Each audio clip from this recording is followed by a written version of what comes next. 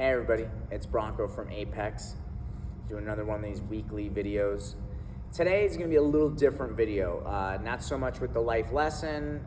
There will be a little message at the end, more about a topic that I posted about today, which is run-throughs. I know run-throughs can be a big issue for some people. I really hope it's not an issue for you.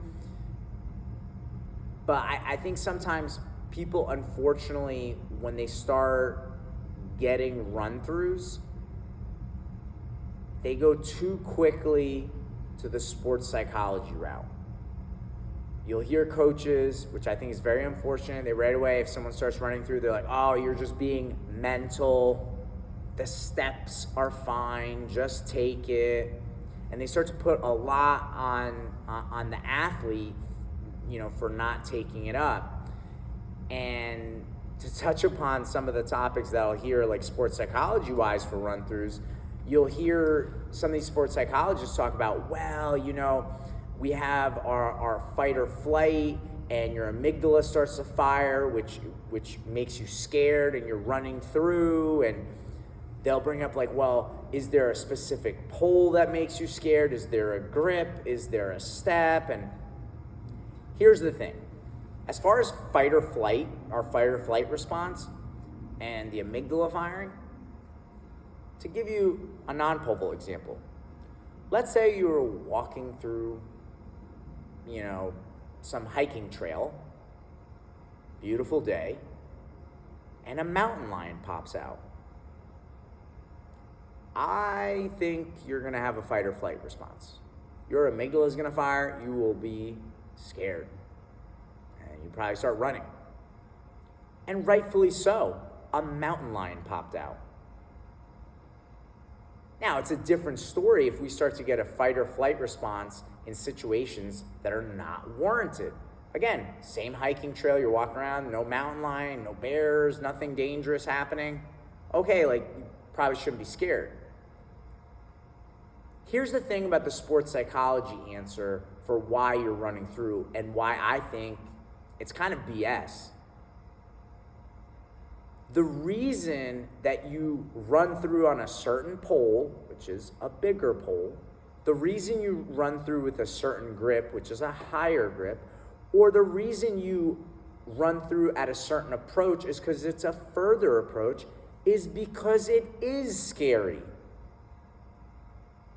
As vaulters and as vault coaches, we all know if you're gripping too high, you're on too big of a pole, and you don't have enough pole speed, you are not going to land very deep into the pit. You might get stood up, or you might even land in the box or get rejected. You are rightfully scared in that situation. So just trying to talk about fight or flight or your amygdala and all that stuff, not very helpful. Now, the video that I posted today, what I talked about, and I think this is something that not enough people do talk about and ultimately leads to run-throughs, and again, we right away go to the sports psychology route, which I think before we go sports psychology, we have to make sure, are we following proper training protocols? Do we have enough rest and recovery? Are we overreaching in training too often? Meaning, are we trying to jump on too big a pole, too high a grip? And specifically with rest and recovery, I posted about central nervous system fatigue. Let me explain what that is. One, our central nervous system is how we send and receive messages from our brain to the rest of our body. And when we do things that are super fast, super explosive, require a lot of power and strength, our central nervous system has to fire very, very quickly. And so that is taxing on the central nervous system. That's why when you do anything that is intense for the central nervous system, you should take at least 72 hours recovery before attempting that taxing thing again. Now, someone listening to this may say, well, Bronco, when I first started vaulting, I would do 5, 6, 7 left every single day at practice, and I never had run-through issues. right. Because here's the problem. When we first start vaulting, even if we're good athletes, we might be capable of very fast sprinting speed, we may be very strong, we may be very coordinated in another sport or event in track. We don't have the prerequisite skill in the vault to actually push the limits of speed, strength, and explosiveness. So pole vaulting is not very taxing on the CNS when you first start out vaulting. Most people will not, like if you're a beginner, sure, you may run through if your step is off, but if you have any kind of competent coach, they are gonna make sure that you're running from the right spot, gripping from the right spot, and that will prevent the run-throughs. But as we develop as vaulters and our grips get higher, our poles get bigger, we're running from further, our skill level is increased, so we're way more coordinated that we can handle those higher grips, bigger poles, and further steps. Now, pole vaulting becomes very, very fast, very, very coordinated, very explosive, and this is taxing on the CNS. And we need 72 hours recovery before we can do a very intense approach. I think anything past the 3, you talk about some of these explosive athletes, their 4, but certainly their 5 is going to be taxing on the CNS. You need recovery. You need that 72-hour rest before you do it again. And let me just go through an example of what some people may be doing, okay?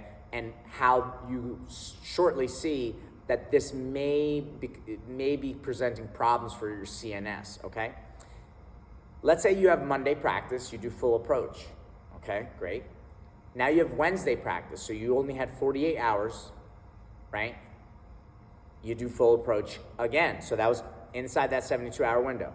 Now let's say Saturday, you have a meet, and you do full approach at the meet.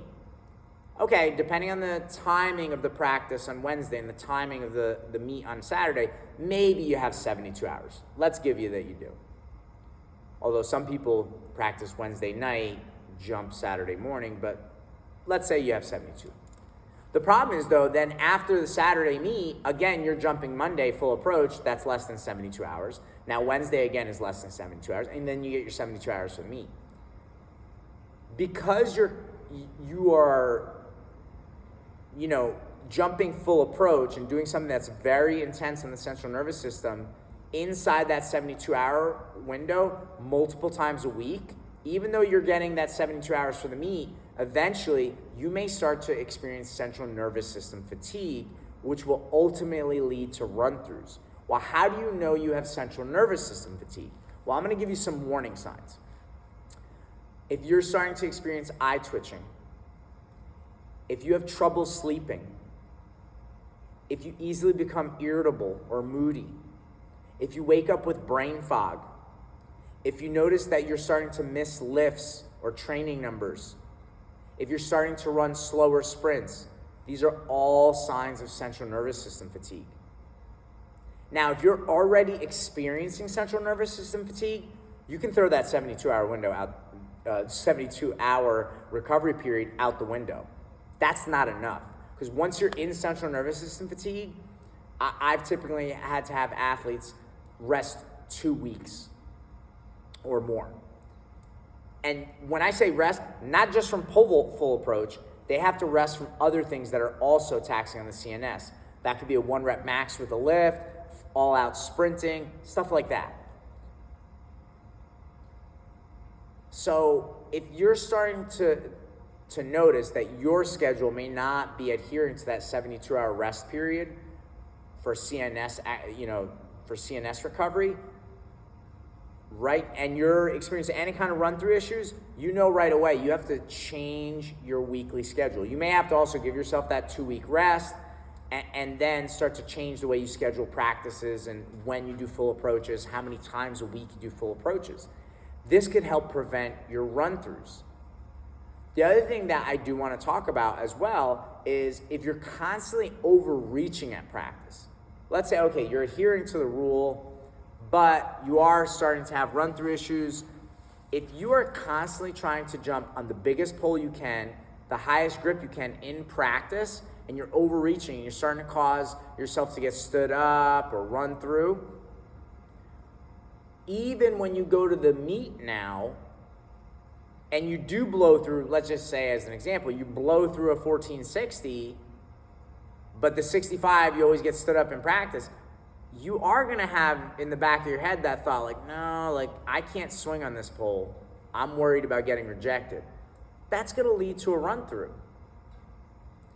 At Apex, it is not uncommon. Just to give you an example from the video that I posted today, one of our high school guys, he just jumped 14.6 from 6 lefts, and he was on a 14.7 165, gripping 13.9 to do it.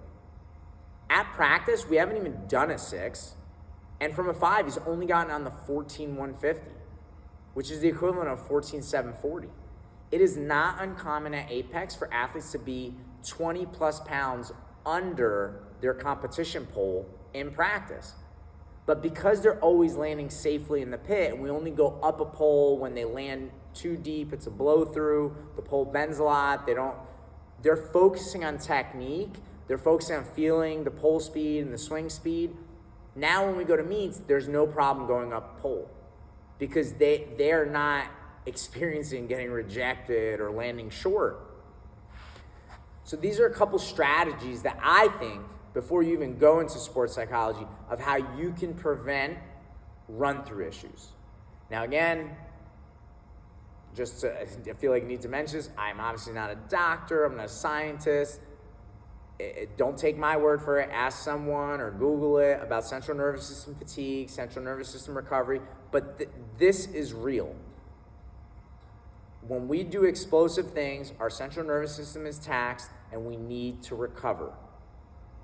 And my last thing, and this is kind of where, a little message to the coaches, I think coaching is a huge responsibility, and we're doing a lot more than just teaching pole vault, as I've discussed on many of these videos.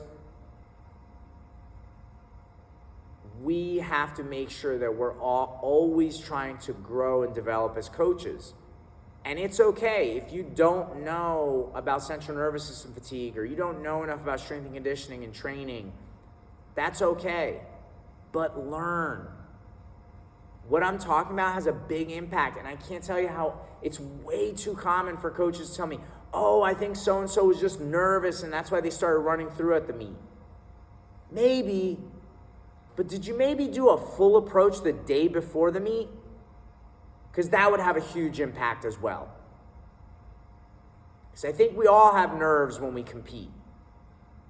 It's weird, this time I ran through all the time. So maybe it has to do with that. And this is why, again, I push coaches. You don't have to train like your athletes, but you should work out. You will have a different perspective on how these things impact your athletes, right? I do a really hard workout. Man, I'm telling you, it's not just that my muscles are sore. I sometimes wake up the next day, I feel like a truck hit me. And I know what a hard workout or a big jump day, a PR day, what that can do to an athlete. And the last thing I want to do is do a full approach inside that 72-hour window. I'm setting up the athlete for disaster. So if you train, you're going to understand your athletes more and what they're going through. And you know what? You're going to be leading by example. It's going to be so much more powerful. I hope after watching this video, I gave you some things that you can maybe implement if you are having run-through issues. Or if you're not having run-through issues, I hope you pay attention to the 72-hour window and maybe trying not to overreach in practice too often so that you don't start having run-through issues. Have a good week, everyone.